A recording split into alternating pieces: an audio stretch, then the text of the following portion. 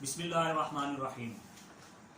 सबसे पहली ये बात अपने ज़हन नशीन कर लीजिए कि आइम्मा अहले बैत अलैहिमुस्सलाम ने जिस इल्म नजूम को बयान किया है और सैयद इब्न ताऊस की शुरा आफाक किताब फर्जुल महमूम फी तारीख़ उलमाए इल्म नजूम और दीगर उलमाए अरब की कुतब जैसा कि अल-तजीम इंदा अहलुल बैत और ऐसी किताबों में जो बयान हुआ, उनमें ऐसे सैकड़ों वाक़यात अहले बैत अतहार से मरवी हैं कि आइम्मा ने मुनज्जिमीन से पूछा कि आप लोग अपने जो बर्थ चार्ट बनाते हैं या वक्ती पुरसाना नजूम के जो चार्ट बनाते हैं, जायचे बनाते हैं, इनमें आप कौन से तवाक़ीत को रखते हैं?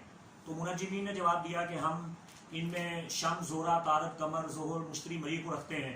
तो आइम्मा ने पूछा कि तुम्हें प्लूटो का नहीं पता, नेपच्यून का, यूरानस का और दीगर जो स्टीरॉयड एस्ट्रोलॉजी के सवाबित हैं उनका आपको इल्म नहीं है?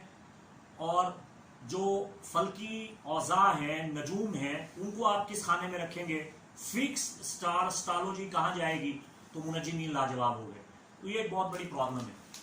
मैं अपने पास आने वाले और इल्म नजूम का जायचा बनवाने वालों से अक्सर यही कहता हूँ कि आप इस चक्कर में मत पड़िए, अल्लाह की ज़ात पे तवक्कुल और भरोसा रखिए।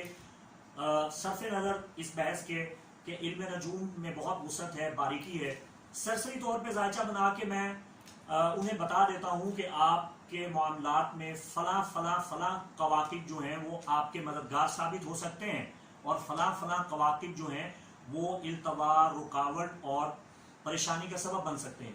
तो उनके मुताबिक आप अस्मा इलाहिया का विर्द कीजिए, मेहनत कीजिए, कोशिश कीजिए, ज़ात इलाही पे तवक्कुल और भरोसा रखिए।